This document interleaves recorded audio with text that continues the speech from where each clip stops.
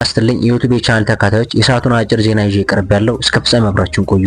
ክቡራን አድማጮች፣ በቅድሚያ በግጭት ውስጥ የከረመው የጋምቤላ ክልል መንግስት ሰራተኞች ወደ ስራ እንዲመለሱ ማሳሰቢያ ተሰጠ። በዚህ ምክንያት ለተወሰኑ ሳምንታት ያህል ለሚሆን ጊዜ የክልሉ መስሪያ ቤቶች ስራ አቁመው መሰንበታቸው አንድ የክልል መንግስት ምንጭ ተናገረ። ይህንን በተመለከተ ቢቢሲ ይዞት የወጣው መረጃ አለ፣ በዝርዝር የማዳራችሁን የሚሆነው።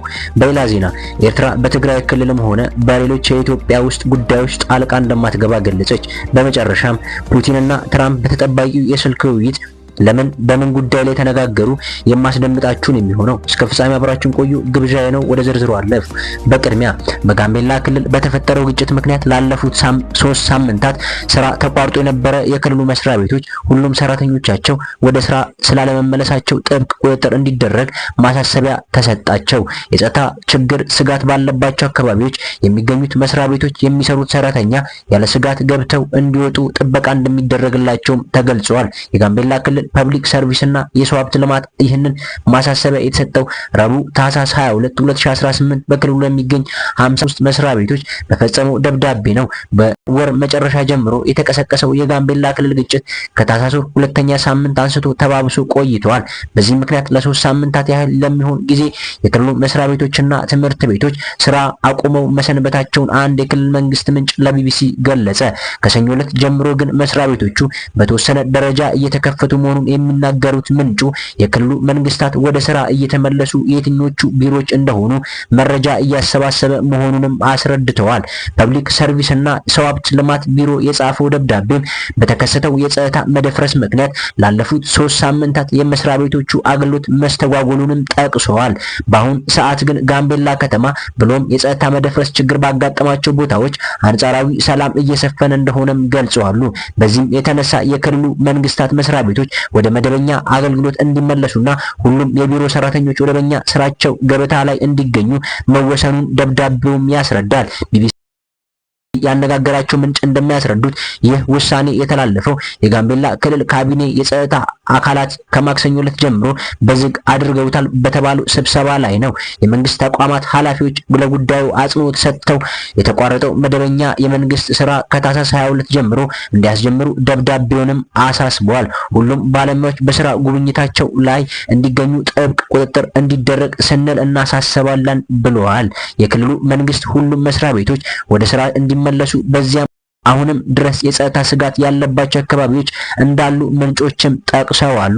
ይህ ጉዳይ ያመላከተው የክልሉ ፐብሊክ ሰርቪስ እና ሰው ሀብት ልማት ቢሮ ደብዳቤም እነዚህ አካባቢዎች ለሚገኙ ቢሮዎች ጥበቃ እንደሚደረግም አስታውቋል። ቢሮ የጸጥታ ችግር ተጋላጭ የሆኑ ቦታዎች ላይ የሚገኙ ቢሮዎች ሰራተኞቻቸው ያለ ስጋት ገብተው እንዲወጡ ጥበቃ እንደሚያደርግላቸውም የክልሉ መንግስት እያሳስባል ሲሉ ደብዳቤው ላይም አስፍረዋል። እነዚህ አካባቢዎች የመለየት ስራ እየተከወነ መሆኑን የሚገልጹት ምንጩ ስጋት ያለባቸው ቢሮዎችም ተጨማሪ የጸጥታ ኃይል እንዲመደብላቸው ጠይቋሉም ተብለዋል። በመቀጠልም ኤርትራ በትግራይ ክልል ሆነም በሌሎች የኢትዮጵያ ጉዳዮች ውስጥ ጣልቃ እንደማትገባ ገልጻለች። የሀገሪቱ የውጭ ጉዳይ ሚኒስቴር ለዲፕሎማቲክ ማህበረሰቡ በሰጡት መግለጫ የኢትዮጵያን የወደብ ጥያቄ ጊዜ ያለፈለትም ሲሉ በሰፊው ተችተዋል። ኤርትራ በትግራይ ክልልና በሌሎች የኢትዮጵያ የውስጥ ጉዳዮች ትገባለች በሚል የሚቀርብባትን ክስም አስተባብላለች። የሀገሪቱ የውጭ ጉዳይ ሚኒስቴር ኡስማን ሳህሌ በኤርትራ ለሚገኙ ዲፕሎማቲክ ማህበረሰብ አባላት ባደረጉት ማብራሪያ ሀገራቸው ኢትዮጵያ የውስጥ ጉዳይ ላይ ጣልቃ እንደማትገባም ተነግረዋል።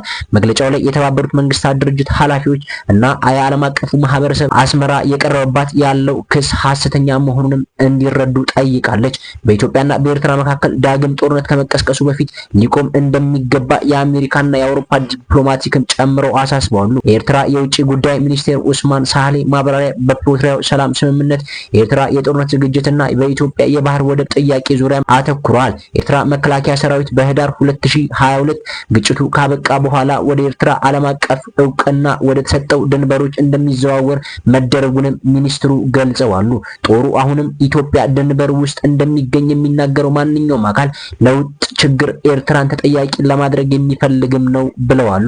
እነዚህ ወንጀላዎች የኤርትራና የኢትዮጵያ ድንበር ኮሚሽን ውሳኔ ውድቅ ባደረገ የቀድሞ የህወሓት አባላትና በኤርትራ የስርዓት ለውጥ እንዲመጣ ከፍተኛ ጥረት በሚያደርጉ አካላት የሚሰራጭ መሆኑንም ሚኒስትሩ ነው ያነሱት። በሌላ በኩል ኤርትራ መንግስት በፕሪቶሪያው ስምምነት የኢትዮጵያ የውስጥ ጉዳይ አድርጎ ስለሚመለከተው በዚህ ሂደት ውስጥ ጣልቃ የመግባት ፍላጎት የለውም ተብሏል። በትግራይ ጊዜያዊ አስተዳደር ከህወሓት መካከል በተካሄደው ባለው የውስጥ ግጭት ውስጥ ኤርትራ መንግስት ምንም አይነት ሚና የለውም ያለው መግለጫው ከዚህ በተቃራኒ የውንጀላው እና ክሶቹ ሙሉ በሙሉ ውድቅ እንደሚያደርግ ማመላክተዋል። የውጭ ጉዳይ ሚኒስቴር ማብራሪያ በስፋት ካነሳቸው ጉዳዮች መካከል የኢትዮጵያ የወደብ ጥያቄ የተመለከቱ ሲሆን ይህ ጥያቄ ጊዜ ያለፈበትም ነው ሲሉ ተችተዋል። የኢትዮጵያ ወታደራዊ አሊያም በዲፕሎማሲያዊ አማራጭ የባህር ወደብ ባለቤት እሆናለሁ በሚል በምታቀነቅነው ጊዜያዊ ያለፈበትና የተዛባ ፍላጎት ኤርትራ ግራ ተጋብታለች ነው የተባለው። በዚህም ረገድ ኤርትራ የዓለም አቀፉ ማህበረሰብና የሚመለከታቸው አካላት ኢትዮጵያ የጎረቤቶቿን ሉዓላዊነት፣ የግዛት አንድነት እንድታከብር ጫና እንዲያደርጉም ሚኒስትሩ አክለውም ጠይቀዋል። ከትግራይ ክልል የፖለቲካ አለመረጋጋት ጋር ተያይዞ ኤርትራ ስም ከሰሞኑ በተደጋጋሚ ሲነሳ ተስተውሏል። ከወታደራዊና ፖለቲካዊ አመራሮች መካከል ኤርትራ ጋር ግንኙነት ያላቸው አካላት እንዳሉ እናውቃለን። ጌታቸው ረዳ የትግራይ ክልል ጊዜያዊ አስተዳደር ፕሬዝዳንት አቶ ጌታቸው ረዳ ባለፉት ሳምንታት በሰጡት መግለጫ ከትግራይ ክልል ትርምስ እንተርፋለን የሚሉ አካላት ውስጥ ኤርትራ መንግስት አንዱ ነው ማለታቸው ይታወሳል። አቶ ጌታቸው በመግለጫቸው ህገወጥ እንቅስቃሴ ከሚያደርጉ ከወታደራዊና ፖለቲካዊ አመራሮች መካከል ከኤርትራ ጋር ግንኙነት ያላቸው አካላት እንዳሉ እናውቃለን ብለው ጨቅሰዋል። የኤርትራ ፍላጎት የኢትዮጵያን መንግስት የኤርትራ መንግስት ይወራል ብለው በሚሰጉበት ሰዓት ትግራይን እንደ መሸሸጊያ መጠቀሚያ አሊያም ጠንከር ያለ አጋጣሚ ተፈጥሯል ብለው ካመኑ ከትግራይ ጋር በመሆን ወደ አዲስ አበባ ማማተር ሊሆን እንደሚችልም ገልጸዋል። ይህን ተከትሎ ኤርትራ ማስታወቂያ ሚኒስቴር የማነ ገብረ መስቀል ኤክስ የቀድሞ ትዊተር ገጻቸው ላይ ባሰፈሩት የጽሁፍ መልእክት ኤርትራ በህወሓት የፖለቲካ ቡድኖች ውስጥ ያለውን የውስጥ ሽኩቻ ማባባስ ፍላጎት የላትም ማለታቸው ይታወቃል። ምክንያቱም በህወሓት አመራሮች መካከል የተፈጠረው የውስጥ ሽኩቻ ማባባስ ትግራይ ህዝብ ላይ አስፈላጊና ሊወገድ የሚችል ስቃይ የሚያስከስት መሆኑንም አክለው ገልጸዋል። በመጨረሻ ፕሬዝዳንት ፑቲን ለአንድ ሰዓት ከ30 ደቂቃ ያክል የፈጀ የስልክ ውይይት ማድረጋቸው ተገልጸዋል። ሁለቱ መሪዎች 1 ሰዓት ተኩል ደቂቃ በፈጀው የስልክ ውይይታቸው የዩክሬን ጦርነት፣ የሁለትዮሽ ግንኙነት ማደስ፣ የስልክ እክል ነበረ።